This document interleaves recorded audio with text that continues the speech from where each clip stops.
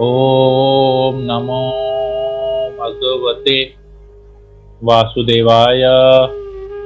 ओम नमो भगवते वासुदेवाय। ओम नमो भगवते वासुदेवाय। अध्याय 2 श्लोक नंबर 54। चित्त प्रज्ञ व्यक्ति के बारे में अर्जुन पूछता है। स्थित प्रज्ञ का अर्थ है कृष्ण भावनाथ में स्थिर हुए व्यक्ति।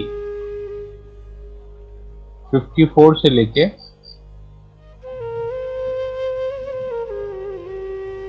हम पढ़े प्रभु।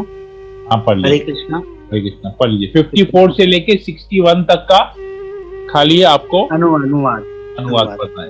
यस प्रभु। हरे कृष्ण। हरे कृष्णा। अर्जुन ने कहा, हे कृष्ण, अध्यात्म में लीन चेतना वाले व्यक्ति के क्या लक्षण है? वह कैसे बोलता है तथा उसकी भाषा क्या है? वह किस तरह बैठता और चलता है? श्री भगवान ने कहा, हे पार्थ, जब मनुष्य मनोधर्म से उत्पन्न होने वाली इंद्र तृप्ति की समस्त कामनाओं का परित्याग कर देता है और जब इस तरह से विशुद्ध हुआ उसका मन आत्मा में संतोष प्राप्त करता है, तो वह विशुद्ध दिव्य चेतना को प्राप्त स्थित प्रज्ञ कहा जाता है, जो त्रय तापों के होने पर भी मन में विचलित नहीं होता अथवा सुख में प्रसन्न नहीं होता और जो आसक्ति, भय तथा क्रोध से मुक्त है, वह मन वाला कहलाता है। इस भौतिक जगत में जो व्यक्ति न तो शुभ की प्राप्ति से हर्षित होता है और न अशुभ के प्राप्त होने पर उससे घृणा करता है, वह पूर्ण ज्ञान में स्थिर होता है। जिस प्रकार कछुआ अपने अंगों को संकुचित करके खोल के भीतर कर लेता है, उसी तरह जो मनुष्य अपनी इंद्रियों को इंद्रिय विषयों से खींच लेता है, वह पूर्ण चेतना में दृढ़ता पूर्वक स्थिर होता है। देहधारी जीव इंद्रिय भोग से भले ही निवृत्त हो जाए, पर उसमें इंद्रिय भोग की इच्छा बनी रहती है, लेकिन उत्तम रस के अनुभव होने से ऐसे कार्यों को बंद करने पर वह भक्ति में स्थिर हो जाता है। हे अर्जुन, इंद्रियां इतनी प्रबल तथा वेगवान हैं कि वे उस विवेकी पुरुष के मन को भी बलपूर्वक हर लेती हैं, जो उन्हें वश में करने का प्रयत्न करता है। जो इंद्रियों को पूर्णतया वश में रखते हुए इंद्रिय संयमन करता है और अपनी चेतना को मुझ में स्थिर कर देता है, वह मनुष्य स्थिर बुद्धि कहलाता है। हरे कृष्णा। हरे कृष्णा। मनीष प्रभु बहुत बहुत धन्यवाद पढ़ने के लिए। कि इसके पहले वाले श्लोक में 53 नंबर श्लोक में हमने पढ़ा कि भगवान क्या कहते हैं। जो व्यक्ति वेदों की अलंकारमयी भाषा से विचलित नहीं होता है, वह आत्मा साक्षात्कार की समाधि में स्थिर हो जाता है और उसे दिव्य चेतना प्राप्त हो जाती है। तो समाधि का अर्थ प्रभुपाद जी बताते हैं, जो पूर्णतया कृष्ण भावनामृत में है, सर्वोच्च स्तर पे है, वो समाधि कहलाता है। तो अभी अर्जुन पूछते हैं भगवान कृष्ण से कि अब इसके बारे में ये जो स्थित, देखिए श्लोक आता है, अर्जुन वाच चित्त प्रज्ञस्य का भाषा समाधिस्थस्य केशव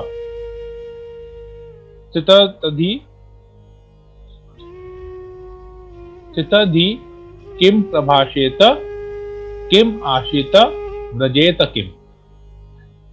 तो वो किस प्रकार जो है वो समाधि का जो उसका पोजीशन रहता है, स्थित प्रज्ञ प्रभुपाद जी यहाँ पर ट्रांसलेट करते हैं कृष्ण भावनामृत में स्थिर हुए व्यक्ति का।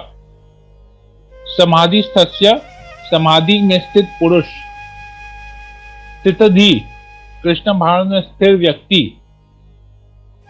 प्रभाषेत बोलता है, कैसे, आशित रहता है, व्रजेत चलता है। ठीक है। तो किम आशित किम व्रजेत कृम प्रभाषेत, तो वो कैसे अपने आप को उस स्थिति में बनाए रखता है, उस दिव्य चेतना में बनाए रखता है, कैसे ये है, वो कैसे बोलता है, मतलब कैसे तुतलाता है, या कौन सी भाषा बोलता है, कौन सा लैंग्वेज बोलता है, संस्कृत बोलता है, चाइनीज बोलता है, इंग्लिश बोलता है, जर्मन बोलता है, वो नहीं, उसके मुंह से जो वाणी निकलती है वो कैसी वाणी होती है, वो यहाँ पर पूछ रहे हैं। किस तरह बैठता है, मतलब कौन से पोजीशन में बैठता है, कौन सा आसन लेके बैठता है, वो नहीं पूछ रहा है। और कैसे चलता है, कैट वॉक करता है ना फैशन मॉडल की तरह वॉक करता है, ये सब नहीं पूछ रहे हैं।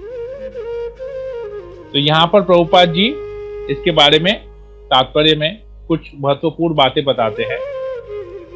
प्रभुपाद जी तात्पर्य में लिखते हैं, जिस प्रकार प्रत्येक व्यक्ति के उसकी विशिष्ट स्थिति के अनुसार कुछ लक्षण होते हैं, उसी प्रकार कृष्ण भावना में भावित पुरुष का भी विशिष्ट स्वभाव होता है, यथा उसका बोलना, चलना, सोचना आदि। जिस प्रकार धनी पुरुष के कुछ लक्षण होते हैं जिससे वह धनवान जाना जाता है, जिस तरह रोगी अपने रोग के लक्षणों से रुग्ण जाना जाता है, या विद्वान अपने गुणों से विद्वान जाना जाता है, उसी तरह कृष्ण की दिव्य चेतना से युक्त व्यक्ति अपने विशिष्ट लक्षणों से जाना जाता है। इन लक्षणों को भगवद गीता से जाना जा सकता है, किंतु सबसे महत्वपूर्ण बात यह है कि कृष्ण भावना भावित व्यक्ति किस तरह बोलता है।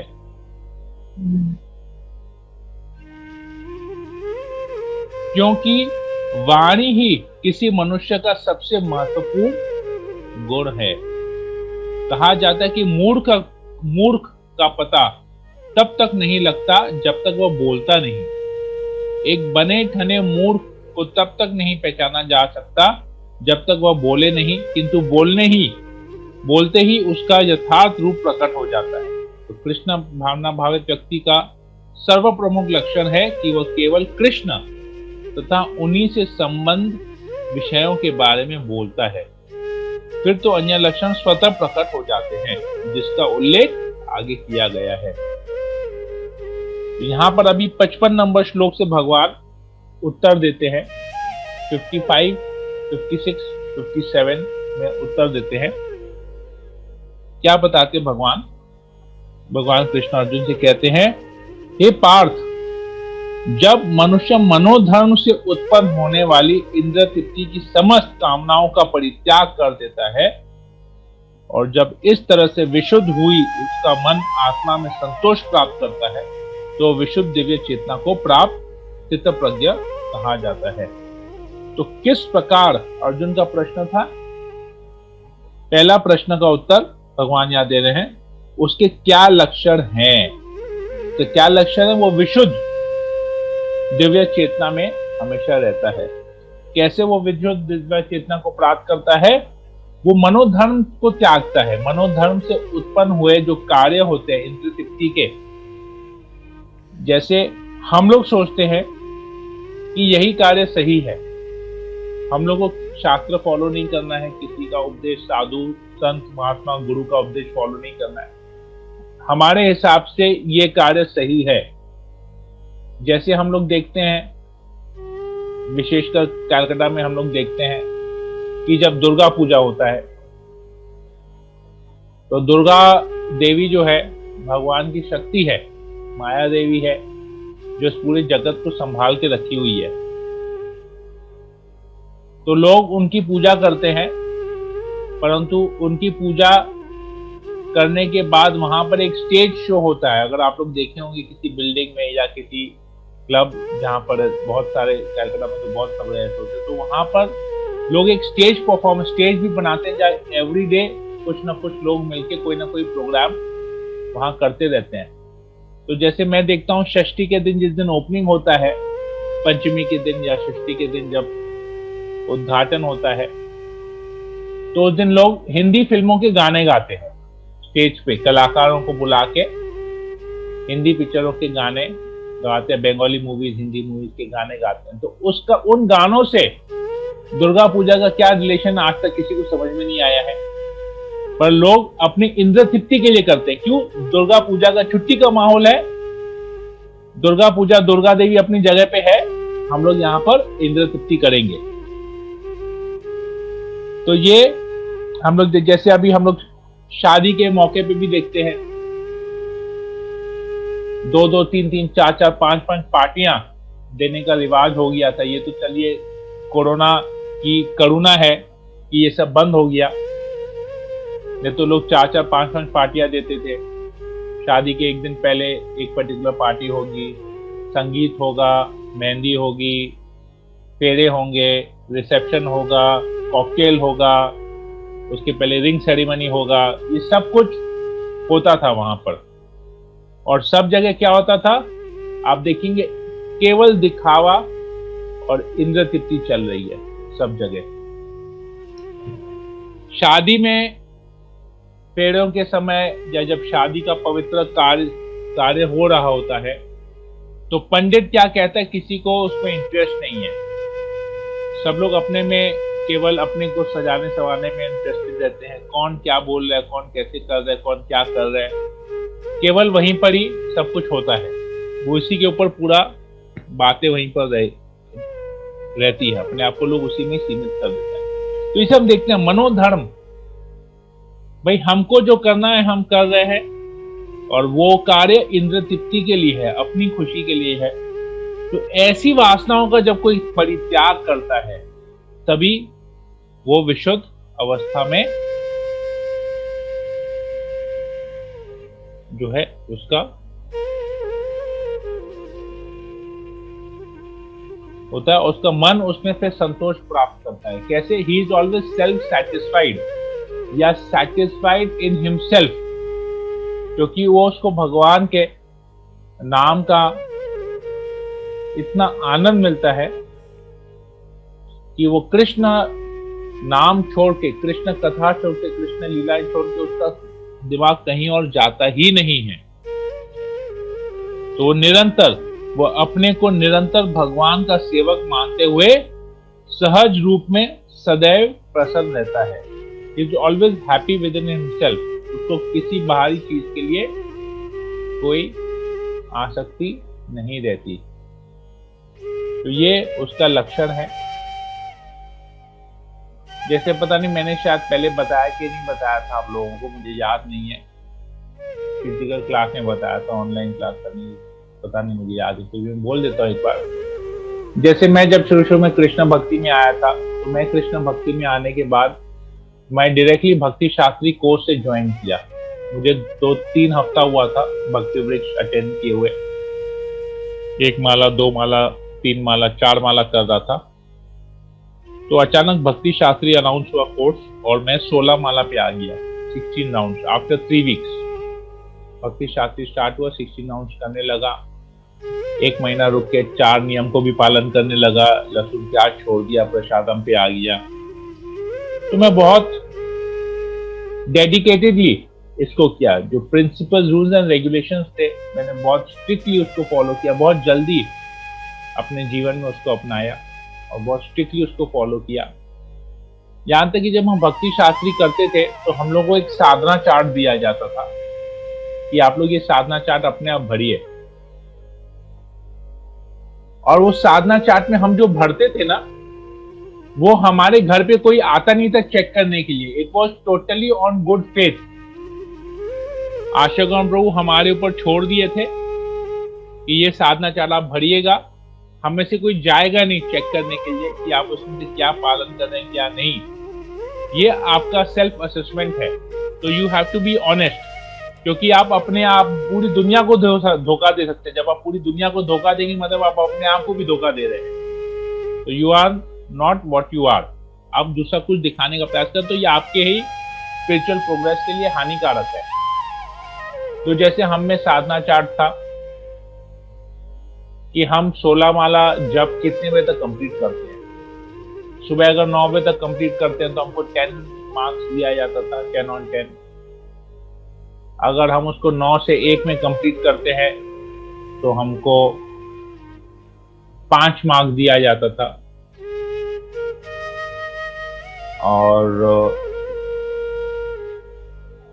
अगर रात तक चलता है तो हमको 3 मार्क्स नहीं, 9 बजे तक कंप्लीट करते हैं तो 10 on 10, 1 बजे तक कंप्लीट करें तो 8 on 10, और अगर पूरे दिन लगा रहे 1 बजे के बाद हमारा कंप्लीट हो रहा है तो 5 on 10, और अगर 16 माला नहीं हो रहा है तो 0 देना है। ये हमारे ऊपर छोड़ दिया था। फिर उसमें एक और था, साधना चार्ट में था टीवी देखना। अगर आप टीवी देखते हैं, अगर आप टीवी नहीं देखते हैं तो आप अपने आप को 0 दीजिएगा, 0। टीवी नहीं देखते हैं, टीवी देखते हैं तो आधा घंटा तक अगर आप टीवी देखते हैं तो आप अपने आप को -5 दीजिएगा, नेगेटिव मार्किंग, -5। अगर आप आधा घंटा से 1 घंटा तक टीवी देखते हैं तो आप अपने आप को -8 दीजिएगा, और अगर आप 1 घंटा से ज्यादा टीवी देखते हैं तो अपने आप को -10 दीजिएगा। तो सोचिए, हम 16 माला अगर जब कर लेंगे सुबह 9 बजे, हमको 10 on 10 मिला, लेकिन अगर हम 2 घंटा टीवी देख लिए तो हमको -10 मिलेगा, तो बराबर हो गया, 0 हो गया साधना। जितना 2 घंटा हमने चांटिंग में दिया अपना, वही 2 घंटा फिर हम वेस्ट किया अगर टीवी देखने में, तो हमारा माइनस हो गया। और अगर मान लीजिए हमको जब करने का समय नहीं है, हम 16 माला नहीं किए तो हमको 0 मिला, लेकिन हम 2 घंटा टीवी देखे तो -10 मिला, तो हम नेगेटिव में चले गए मार्किंग में। तो इस प्रकार से उसमें बहुत सारा साधना था जो हम लोग को भक्ति शास्त्री के समय दिया गया था। जैसे चाय कॉफी के ऊपर भी था, और ईटिंग के ऊपर, वेजिटेरियन, नॉन वेजिटेरियन, लहसुन प्याज, बगैर लहसुन प्याज, प्रसादम, ये सब उसमें क्राइटेरिया दिया होता, कैटेगरीज दिए होते, जिसमें हम लोगों को अपने आप को मार्किंग देना पड़ता था पूरे हफ्ते का साधना। और ऐसा नहीं कि एक दिन के लिए, सैटरडे क्लास होता तो साधना चार्ट चलता ही था, सैटरडे से फ्राइडे। फिर सैटरडे को हमको उसको साधना चार्ट को जमा देना, सैटरडे को हमको एक नया साधना चार्ट मिलता था कि अभी आप इसको भरिएगा 1 हफ्ते के लिए। तो एवरी डे का उसमें हमारा मार्किंग रहता था। हाँ, अब हम न्यूज़पेपर कितना देर पढ़ रहे हैं, तो न्यूज़पेपर मार्किंग, न्यूज़पेपर पढ़ते हैं, नहीं पढ़ते हैं तो 0, 15 मिनट पढ़ते हैं तो -5, आधा घंटा पढ़ते हैं तो -8, आधा घंटा से ज्यादा पढ़ते हैं तो -10। और अगर हम प्रभुपाद की पुस्तकें पढ़ते हैं, गीता पढ़ते हैं या प्रभुपाद के अन्य पुस्तकों को पढ़ते हैं, तो अगर 15 मिनट पढ़ते हैं तो 5, 15 मिनट से आधा घंटा पढ़ते हैं तो 8, आधा घंटा से ज्यादा पढ़ते हैं तो 10। तो सोचिए, अच्छी चीजों में जो हमको अपने जीवन में उतारना है, जो काम आएगा वो चीजें, उसमें पॉजिटिव मार्किंग होता था। जो काम नहीं आने वाला है, जो हमारे पतन का कारण है, वो नेगेटिव मार्किंग चल जाता था। तो इस प्रकार हमारा पूरा साधना मेंटेन है। तो मैं टीवी देखने ही छोड़ दिया। मैं बोला ये तो इडियट बॉक्स है, इडियट बॉक्स के सामने बैठूंगा मैं भी इडियट हो जाऊंगा। उनको तो टीवी में प्रोग्राम करने के लिए उनको पैसे मिलते हैं,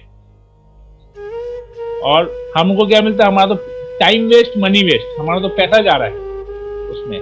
तो जिस तरह से मैं टीवी, मूवीज, सब कुछ में हमारा मतलब ऑटोमेटिकली छूट गया। हमारा साधना ही इतना स्ट्रिक्ट था, डेली रीडिंग करना, ये करना, वो करना, भक्ति शास्त्री के प्रिपेयर करना, श्लोका मेमोराइज करना, क्वेश्चन आंसर करना, गीता पढ़ना, एग्जाम देना, बहुत कुछ था। 2.5 साल हमारा ऐसे चला, 2.25 साल हमारा ऐसे चला। तो उस 2.25 साल में प्रैक्टिकली बोला जाए तो मेरा पूरा रूटीन चेंज हो गया।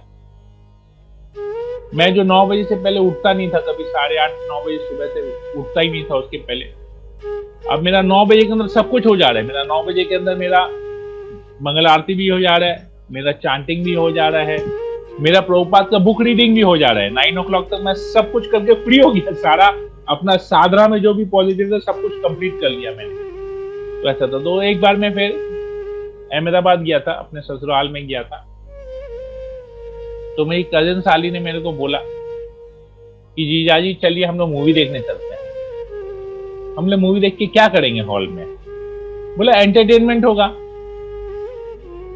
तो मैंने बोला क्या लाइफ हमारा इतना बोरिंग है कि अब हमको एंटरटेनमेंट के लिए कोई साधन खोजना पड़ रहा है, समय निकाल के जाना पड़ रहा है, हम वो एंटरटेन करें? बोली नहीं, मेरा मतलब ऐसा नहीं है। बोला तो फिर क्या मतलब है? When you are looking for entertainment, जब आप किसी आनंद के खोज में या किसी मनोरंजन के, आनंद तो नहीं बोले, मनोरंजन के खोज में जा रहे, मतलब आपका ऑलरेडी मनोरंजन खोज में जाना, मतलब आपका उसके मनोरंजन के बगैर आपका लाइफ बोरिंग है। इसलिए आप मनोरंजन की खोज में जा रहे हैं और मनोरंजन से आप सुख प्राप्त करने की कोशिश कर रहे हैं, अपने इंद्रियों को सुखी करने का प्रयास कर रहे हैं। ये सब बेकार है, it is just time waste. तो यही चीज यहाँ पर बताया प्रभुपाद जी कह रहे हैं। तो वो अपने में निरंतर भगवान का सेवक रूप में अपने आप को मानते हो, हमेशा खुश रहते हो, तो ये सब चीजें बेकार है। तो पता है इसमें से कुछ काम आने वाला नहीं है। तो भगवान के बारे में जितना जानेंगे, जितना पढ़ेंगे, जितना जानेंगे, भगवान अपने आप अपना हमको प्रकट करेंगे, अपने आप को हमारे सामने प्रकट करेंगे, इतने रहस्य हमारे सामने खोलेंगे। तो यही चीज है स्थित प्रज्ञ व्यक्ति की निशानी। वो टाइम वेस्ट नहीं करता है, उसे पता है मनुष्य जन्म बहुत दुर्लभ है और जितना हो सके वो अधिक से अधिक समय, इनफैक्ट कहा जाता है 24 आवर्स वो कृष्ण कॉन्शियस, कृष्ण भावना की चेतना में अपने आप को बनाए रखने का प्रयास करता है। तो ऐसा व्यक्ति दिव्य चेतना को प्राप्त करता है। तो ये चीज यहाँ पर प्रभुपाद जी समझा रहे हैं, भगवान भी यही कह रहे हैं अर्जुन को, और हम प्रभुपाद जी यही हमको समझाने का प्रयास कर रहे हैं। आगे हम लोग पढ़ते हैं 56 नंबर श्लोक में, जो त्रय तापों के होने पर भी मन में विचलित नहीं होता अथवा सुख में प्रसन्न नहीं होता और जो आसक्ति, भय तथा क्रोध से मुक्त है, वह स्थिर मानने मन वाला मुनि कहलाता है। तो देखिए वापस से संभाव रहने के लिए बताया गया है। ये बार बार गीता में ये चीज आएगा। सुख में प्रसन्न नहीं होता और भय क्रोध से मुक्त है, मतलब भय में डरता नहीं है, आसक्ति उसको नहीं है, क्योंकि अगर कुछ खोज, आसक्ति का मतलब अगर कुछ खो जाता है तो शोक में चले जाता है, दुख हो जाता होता है, तो आसक्ति से रहित है। तो सुख में प्रसन्न नहीं होता और हानि के समय दुखी नहीं होता, लाभ हानि से मुक्त रहता है, सुख दुख से मुक्त रहता है, क्रोध, ईर्ष्या, आसक्ति, सबसे भय, इन सबसे मुक्त रहता है, वही स्थिर मन वाला मुनि कहलाता है। तो मुनि शब्द का अर्थ प्रभुपाद जी तात्पर्य में लिखते हैं, वह जो शुष्क चिंतन के लिए मन को अनेक प्रकार से उद्वेलित करे किंतु किसी तथ्य पर न पहुंच सके।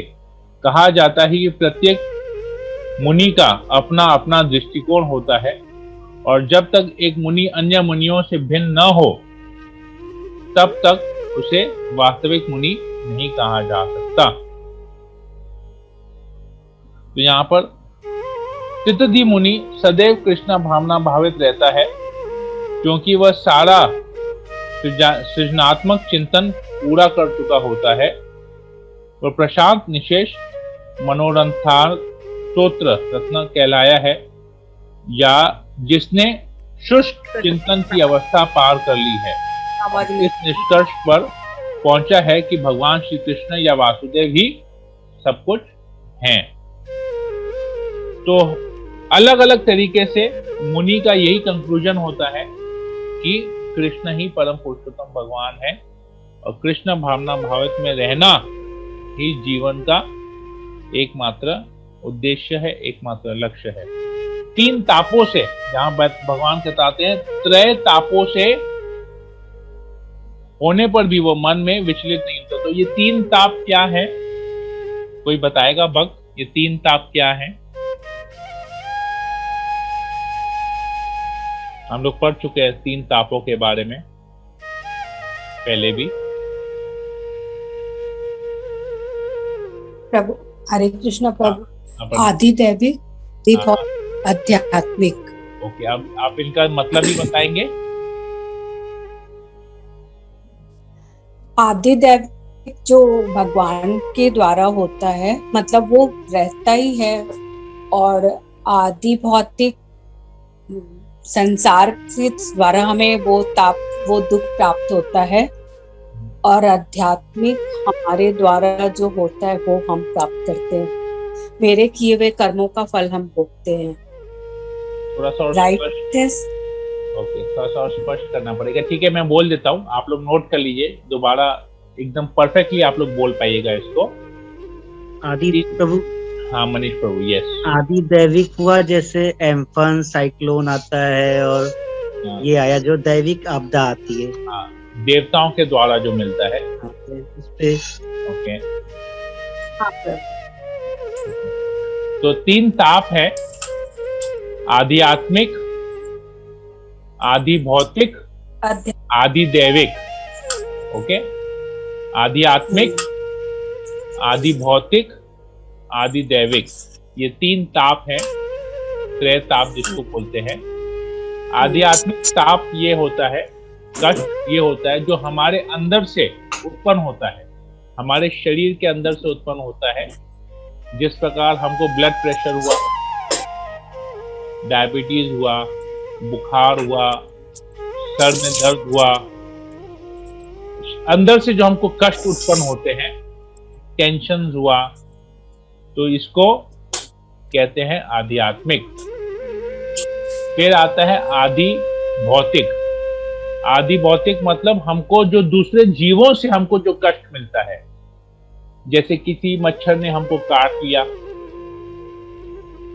किसी ने हमको बुरा भला कहा, किसी ने हमको डांटा, जिससे हमको जो है हम दुख हुआ हमको, जिससे किसी ने हमको डांटा, हमारी गलती नहीं थी फिर भी हमको बहुत भला बुरा कहते गए। खास करके विशेषकर वो जिसके हम जो हमारे बहुत प्रिय हैं, जिनके प्रति हम बहुत आसक्त हैं, वो लोग हमको कुछ ऐसा बोलते हैं तो हमको बहुत खराब लगता है। तो इसमें हम जो है चिंता में डूब जाते हैं, शोक में डूब जाते हैं, टेंशन करने लगते हैं, उसने मुझे ऐसा क्यों कहा। तो ये हो गया। कभी कभार कोई हमारे ऊपर शारीरिक रूप से हमारे ऊपर वार करता है, किसी ने हमको चाटा मार दिया, किसी ने घूसा मार दिया, हम किसी से झगड़ा कर बैठे, हाथापाई हो गई, तो ये हो गया। तो हम क्रोध आता है, कोई हमको कुछ कहता है, हमको क्रोध आता है, हम हाथ उठा देते हैं, तो ये हो गया आदि भौतिक। फिर हो गया आदि दैविक। आदि दैविक जो हमको देवताओं द्वारा, जिसको नेचुरल कैलामिटीज बोलते हैं इंग्लिश में, नेचुरल कैलामिटीज, जो प्रकृति के द्वारा उत्पाद जो होता है, जिस प्रकार भूकंप हुआ, साइक्लोन हुआ और बाढ़ हुआ, सूखा पड़ा, ये इसको कहते हैं आदि दैविक। तो ये तीन ताप जो है, ऑलमोस्ट सब लोगों ने अपने जीवन में 2 तापों को तो भोगा ही है। शरीर से उत्पन्न कोई बीमारी हमको होती है, या सामने वाले से हमको कोई कष्ट पहुंचता है, आदि दैविक किसी ने किया होगा महसूस की नहीं, पर ये 2 तो सबने महसूस किया। तो आदि दैविक भी एक्चुअली किया होगा। कैलकाटा में रहते हैं तो अर्थक्वेक हमने फील किया है, दिल्ली में रहते हैं तो भी अर्थक्वेक फील किया है, गुजरात साइड में रहते हैं तो आप अभी साइक्लोन वगैरह तो फील किए ही हैं, साइक्लोन वगैरह फील किए हैं। तो 3 ताप कोई नहीं बचा है, सब लोगों ने इन 3 तापों को जिंदगी में भोगा है। तो इन 3 तापों से जो विचलित नहीं होता है, तो अब आप सोचिए, हमको जब इन 3 में से कोई भी ताप मिला है तो हम कैसे विचलित हो जाते हैं, शोक में डूब जाते हैं, दुखी हो जाते हैं, तो कैसे होता है। तो इन सब से हमको विचलित नहीं होना है। तो ऐसा अगर हम विचलित नहीं होंगे तो हम स्थिर मन वाला व्यक्ति या मुनि हम कहलाएंगे। आगे भगवान और बताते हैं इसके बारे में। इस भौतिक जगत में जो व्यक्ति न तो शुभ की प्राप्ति से हर्षित होता है और न अशुभ के प्राप्त होने पर उसे घृणा करता है, वह पूर्ण ज्ञान में स्थिर होता है। तो उसके बारे में बता रहे, देखिए ये सब चीज एक एक चीज बता रहे भगवान यहाँ पर। आगे कहते हैं, जिस प्रकार कछुआ अपने अंगों को संकुचित करके खोल के भीतर कर लेता है, उसी तरह जो मनुष्य अपनी इंद्रियों को इंद्रिय विषयों से खींच लेता है, वह पूर्ण चेतना में दृढ़ता पूर्वक स्थिर होता है। तो कछुआ जब देखता है, कछुआ जब सामने देखता है, कछुआ की जब इंद्रियों को, वो अपने इंद्रियों को कंट्रोल करता है, अपने आप को अंदर खींच लेता है, अपनी इंद्रियों को, जो उसका शैल होता है, उस शैल के अंदर अपनी इंद्रियों को खींच लेता है, क्योंकि उसको उस वक्त इंद्रियों से कोई कार्य नहीं होता। इसी प्रकार कृष्ण भावना भावित जो व्यक्ति होता है वो अपनी इंद्रियों को खुला नहीं छोड़ता है, वो अपनी इंद्रियों को वहीं पर ही यूज करता है जहां पर उसको कृष्ण से कनेक्ट होने का मौका मिले। जैसे वो क्या करेगा, वो भगवान की कथा का श्रवण करेगा। और साधारण लोग क्या करेंगे, जिनका इंद्रिय उनके वश में नहीं है, वो इधर उधर की पॉलिटिक्स के बारे में सुनेंगे, क्रिकेट के बारे में सुनेंगे, स्पोर्ट्स एक्टिविटीज के बारे में सुनेंगे, और हास्य जोक्स ये वो सब सुनेंगे। कृष्ण के बारे में उनको सुनने का इच्छा नहीं है, तो उनका जो सुनने वाला जो इंद्रिय है उसके वश में नहीं है। इसी प्रकार जो देखने वाली जो इंद्रियां, आंखें, कृष्ण भावना भावित व्यक्ति कृष्ण के सुंदर फोटोग्राफ्स को देखेगा, कृष्ण के विग्रह को देखेगा, जो भी चीज कृष्ण से जुड़ सकती है उसी को वो देखेगा, भक्तों को देखेगा। और जो इसमें नहीं है वो फिर इन सबको छोड़ के मूवीज देखेगा, इधर उधर देखेगा, सुंदर नजारे देखने जाएगा, वर्ल्ड टूर करेगा, सीनिक ब्यूटी को देखेगा, परंतु कृष्ण को याद नहीं करेगा। उसी प्रकार जीवा, कृष्ण भक्त जो केवल प्रसाद ग्रहण करेगा, और जो कृष्ण भक्त नहीं है, जो इंद्र तृप्ति में लगा हुआ है, वो मांसाहार का भी सेवन करेगा, मदिरा का भी सेवन करेगा, नशा की चीजों को सेवन करेगा, सिगरेट, बीड़ी, पान, तंबाकू, नॉन वेजिटेरियन, सब कुछ का सेवन करेगा। तो ये है, तो उसकी इंद्रिया, वो कोई भी व्यक्ति कहे कि मैं अपने इंद्रियों को कंट्रोल में रखता हूं, वास्तव में ऐसा व्यक्ति गौदास है, इंद्रियों का दास है। इंद्रिया जहां उसको लेके जाना चाहती है वहीं पर ही वो भाग जाता है। तो ये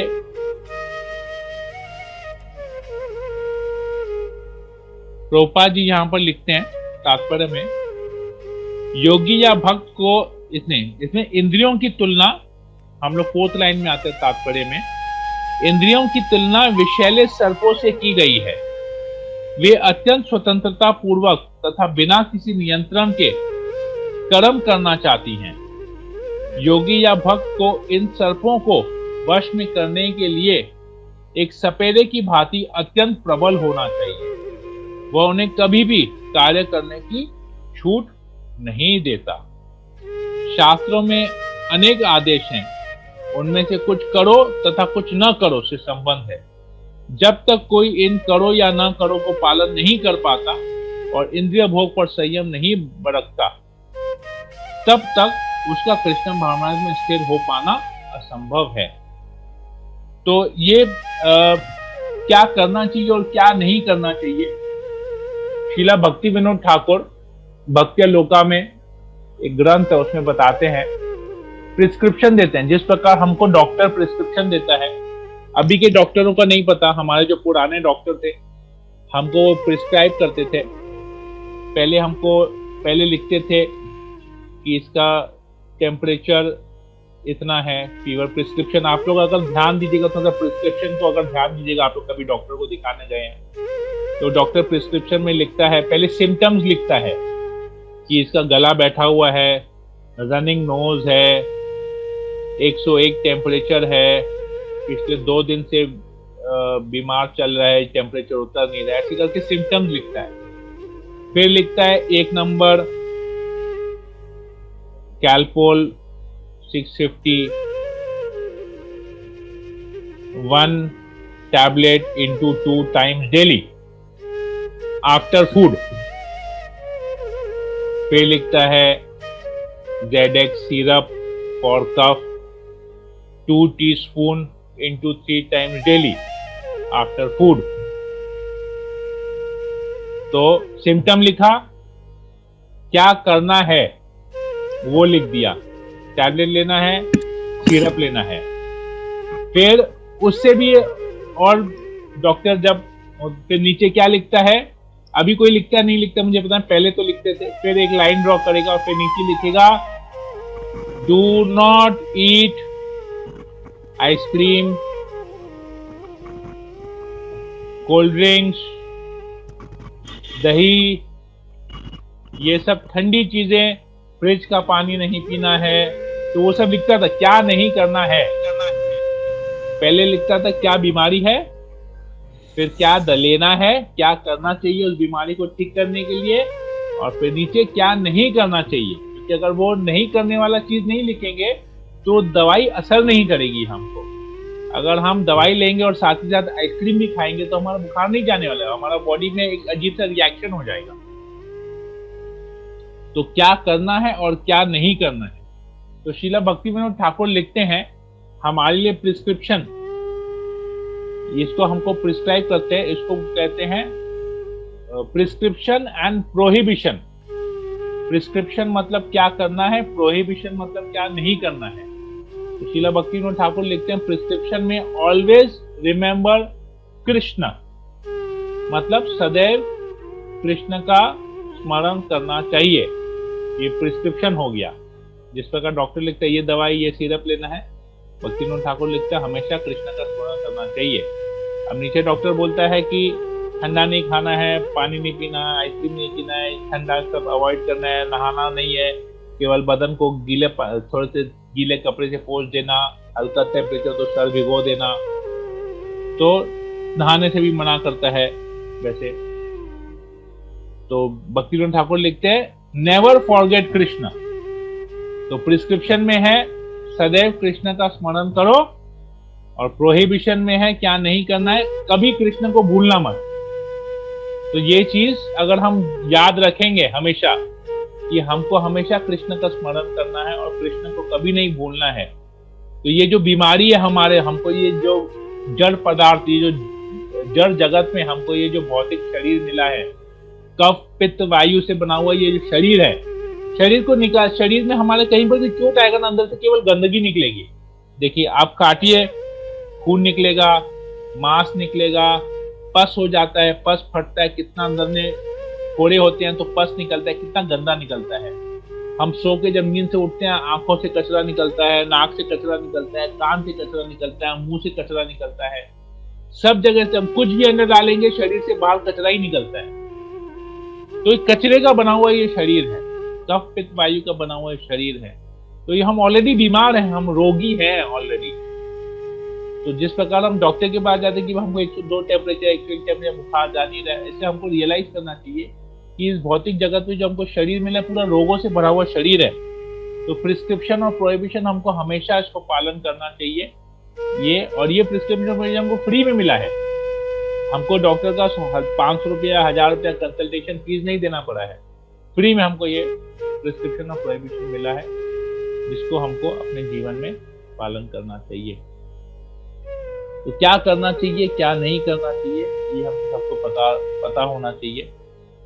तो इसी प्रकार प्रभुपाद जी लिखते हैं, इसी प्रकार कृष्ण भावना भावित व्यक्तियों की इंद्रियां भी केवल भगवान की विशिष्ट सेवाओं के लिए काम आती हैं, अन्यथा उनका संकोच कर लिया जाता है। अर्जुन को उपदेश दिया जा रहा है कि वह अपनी इंद्रियों को आत्मतुष्टि में न करके भगवान की सेवा में लगाए।